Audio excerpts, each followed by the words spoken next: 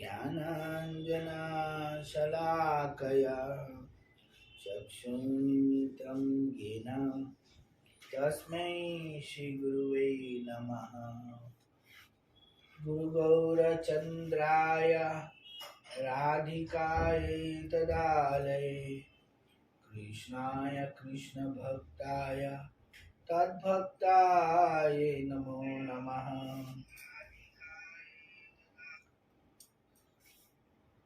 वाञ्छाकल्पतरुभ्यश्च कृपा सिन्धुएव च पतितानां पावनेभ्यो वैष्णवेभ्यो नमो नमः।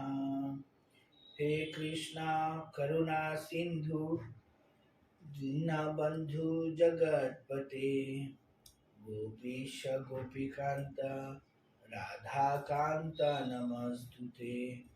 तप्त कांचन गौरांगी राधे वृंदावनेश्वरी विषभानुसुते देवी प्रणमामि हरिप्रिये। नमो महावदनाय कृष्णा प्रेम प्रदायते कृष्णाय कृष्ण चैतन्य नामिनि गौरतिशै नमो नमः। नित्यानंद नमस्तुभ्यं प्रेमानंद प्रदायते कलो कल्मस्य नास्य जानवापते नमो नमः। नमामि गिरिराजाय श्रीगोवर्धननामिनि आशेषक्लेशनास्य परमानन्ददायिनि वृन्दाय तुलसी दिव्याय प्रियाय केशवसि च कृष्णा भक्ति प्रदे देवी सत्यवती नमो नमः। जय श्री कृष्ण चैतन्य प्रभु नित्यानंद श्री अद्वैत गदाधर शिव सदि गौर भक्त वृंद। हरे कृष्णा कृष्णा कृष्णा हरे हरे हरे राम राम राम हरे हरे। सर्वप्रथम मैं अपने गुरुपाद पद्म नित्य लीला प्रविष्ट ओम विष्णुपाद परमहंस प्रबलकाचार्य अष्टोश श्रीमद भक्ति वेदांत नारायण गोस्वामी गुरु महाराज जी की चरणों में वंदना करता हूँ। तत्पश्चात मेरे परम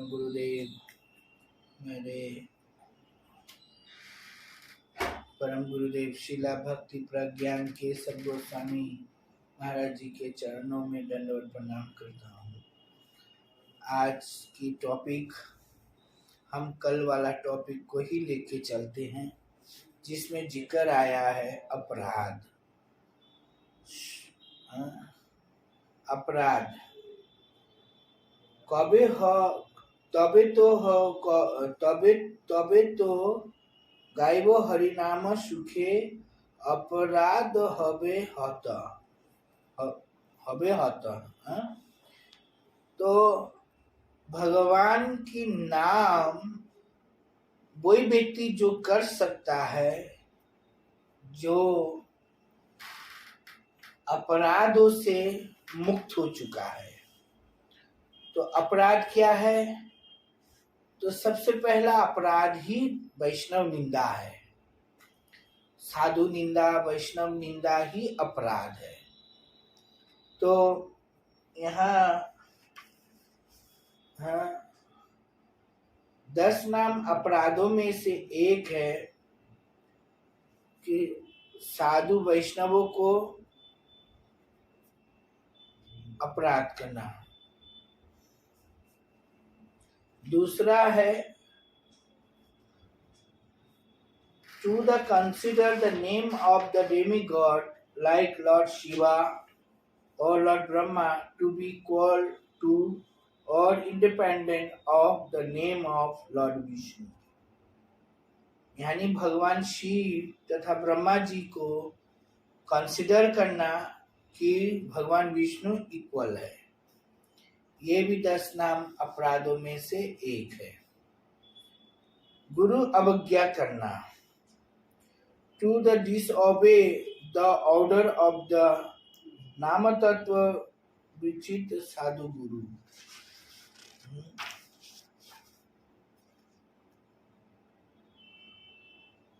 शास्त्रों की निंदा करना भी अपराध है। चौथा, नाम बोले पाप बुद्धि। ये तो कल बोला था ना, नाम बोले पाप बुद्धि। देखो कितनी सारी चीजें हैं जो हम लोगों को जानना है। तो 10 नाम अपराधों में से सबसे पहले हम लोग लेते हैं ब्रह्मा तथा शिव क्या भगवान के अंश है कि नहीं है, पहले ये विचार करते हैं। क्या ब्रह्मा जी, शिव जी, ये लोग भगवान ही है? तो भगवान है नहीं है तो हम भगवान शिव, भगवान ब्रह्मा ये शब्द क्यों बोलते हैं? समझ रहे ना? तो भगवान शिव जो है वो सदाशिव, जो सदाशिव भगवान है, सदाशिव भगवान ये भगवान श्री नारायण से उत्पन्न हुआ है, जो सदाशिव के रूप में प्रकट होकर अब वहां पे 2 भाग हो गया। एक गुणशिव, अब एक गुणशिव में कौन? तमोगुण, तमोगुण में अब प्रकट हुआ, और एक है सदाशिव। जो सदाशिव है वो सदा चिन्मय धाम में, जैसे भौतिक सृष्टि से लेकर ये 7 लोक नीचे और 7 लोक ऊपर, उससे ऊपर सतलोक, सतलोक से ऊपर बिरजा नदी है, बिरजा नदी के ऊपर है ब्रह्मज्योति लोक, ब्रह्मज्योति लोक के ऊपर है कैलाश लोक, कैलाश लोक के ऊपर है वैकुंठ, और वैकुंठ में भी अनेक अनेक अवतारों का, भगवान का विभिन्न अवतारों का अपना एक लोक है। समझ रहे ना? तो उन अवतारों में से भगवान की जो वैकुंठ है उनमें अलग अलग जो अवतार है उनका अपना लोक। उनसे ऊपर आएंगे तो कौन सा लोक है? साकेत धाम, जिनको हम अयोध्या भी कह सकते हैं। साकेत धाम जहाँ भगवान रामचंद्र जी की धाम है। फिर वैकुंठ से ऊपर साकेत, साकेत से ऊपर है द्वारका, जहाँ भगवान के द्वारका रूप में, द्वारकाधीश के रूप में विराजमान है। उनसे थोड़ा ऊपर आएंगे तो मथुरा, मथुरा से ऊपर है गोलोक वृंदावन, और गोलोक वृंदावन में भी है नित्य वृंदावन, जहाँ पे श्री राधा रानी के साथ अनेक गोपियों के साथ भगवान अपना विहार लीला करते हैं। समझ रहे ना? हालांकि गोलोक वृंदावन में कैटेगरी है, कोई वात्सल्य है, कोई सखा है, कोई माधुर्य, क्या बोलते हैं, दास्य है, वात्सल्य, सखा, दास्य, फिर माधुर्य है। शांता रस वहां पे मिश्रित है, क्योंकि शांता रस का कोई स्थान नहीं है। क्योंकि शांता रस मतलब क्या है कि भगवान में समा गया। तो ये भगवान श्री चैतन्य महाप्रभु ने इग्नोर किया ये सिद्धांत को।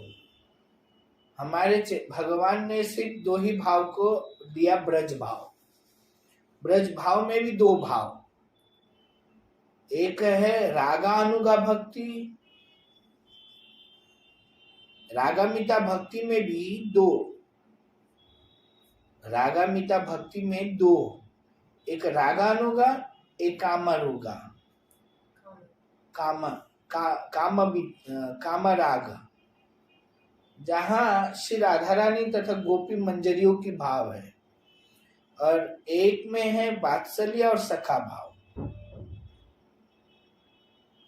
तो अब ये जो शिव है, जो शिव इस धरती में जो वर्तमान है, ये गुण शिव के रूप में है, जो समय काल परिस्थिति में ये समय आने पर प्रलय करता है। समझ रहे ना। और ब्रज में जितने भी शिव मंदिर हैं, जैसे गोपेश्वर महादेव, चकलेश्वर महादेव, आशुतोष महादेव, नंदेश्वर महादेव, गोपीश्वर महादेव है, बनखंडी महादेव, ये स्वयं सदाशिव है। इनकी आप प्रसाद खाओगे तो आपके ऊपर अपराध नहीं लगेगा। जैसे एक दीक्षित व्यक्ति को देवी देवता का चढ़ाया हुआ प्रसाद नहीं खाना चाहिए। जब हम लोग दीक्षा ले लेते हैं तो हम सिर्फ भगवान का ही प्रसाद खाते हैं। इसलिए हम घर में क्या करते हैं, जो भी बनाते हैं भगवान को अर्पण करते हैं, फिर भगवान के पाने के बाद हम लोग पाते हैं। तो ये हो गया प्रसाद पाना। लेकिन देवी देवताओं की प्रसाद पाना निश्चित है। हरिभक्ति विलास में श्री सनातन गोस्वामी जी इसका भी वर्णन करते हैं कि दीक्षा लिया हुआ व्यक्ति किसी भी प्रकार से देवी देवताओं का चढ़ाया हुआ प्रसाद पाना निश्चित है। कोई बोलते हैं ना कि हमारी कुल देवी का प्रसाद है, कुल देवता का प्रसाद है, हमारी परंपरा से चलती आई है। कोई कुल देवता नहीं है, कोई कुल देवती नहीं, देवी नहीं है। हमारा एक ही कुल देवता है, वो है कृष्णा। एक ही कुल देवी है राधा रानी। हम इनके प्रसाद खाते हैं बस। कोई घर में नियम बनाता है तो बनाते रहे, समझ रहे ना। तो इसीलिए भगवान श्री कृष्ण का ही प्रसाद पाना है, देवी देवता का नहीं। तो भगवान शिव का प्रसाद पाना कोई गलत नहीं है अगर वो ब्रज में है। ब्रज से बाहर जितने भी मंदिर हैं, उन किसी भी मंदिर का प्रसाद नहीं पाना है। अब रहा ब्रह्मा जी का। ब्रह्मा जी भगवान के उन भक्तों में से एक भक्त है जो भगवान की लीला में सहयोग कर रहे हैं, सृष्टि बनाना, सृष्टि को क्रिएट करना, लेकिन है जीव तत्व। ब्रह्मा जी का भी एक समय है, एक काल है, एक परिस्थिति है, उनको भी एक दिन डाउन आना पड़ेगा। इसीलिए ब्रह्मा जी की उपासना हमारी उपासना नहीं है। यहाँ तक कि शिव की भी उपासना हमारी उपासना नहीं है। जबकि शिव जी भगवान के अनन्य भक्ति में से सिखाने वाले में एक महाजन है। भगवान के अनन्य भक्ति, जो भाव भक्ति सिखाने वालों में से एक महाजन है कि वो किस प्रकार से भगवान की शुद्ध भक्त बनते हैं। उनमें से एक महाजन है ब्रह्मा जी भी। पर है क्या? जीव तत्व। शंकर जी, शिव जी जो है सदाशिव, ये जीव तत्वों में नहीं आएगा, एक नारायण तत्व में आएगा। लेकिन सदाशिव, गुणशिव नहीं। पर गुणशिव का ही, सदाशिव का ही अंश है गुणशिव।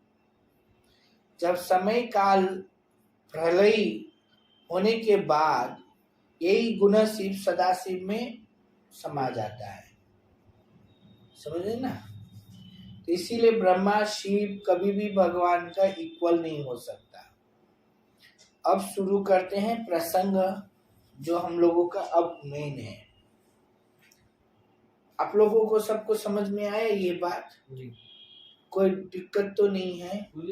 शिव को भी ऐसा बोलते हैं कि उनको भी बोलना चाहिए लॉर्ड शिव, ऐसा बोलना चाहिए। तो बोलना चाहिए, बोल रहे हैं ना। क्यों बोलना चाहिए? सदाशिव। सदाशिव जो है वो नारायण के नारायण जो ही है, नारायण के समान है, और जो गुणों से है जीव तत्व है। तो जब सदाशिव को हम लोग भोग लगाते हैं तो उनका प्रसाद पा सकते हैं, लेकिन जैसे गुण भोग शिव का नहीं, नहीं। भगवान का प्रसादी को शिव को दिया, उसको फिर पाना कोई गलत नहीं है।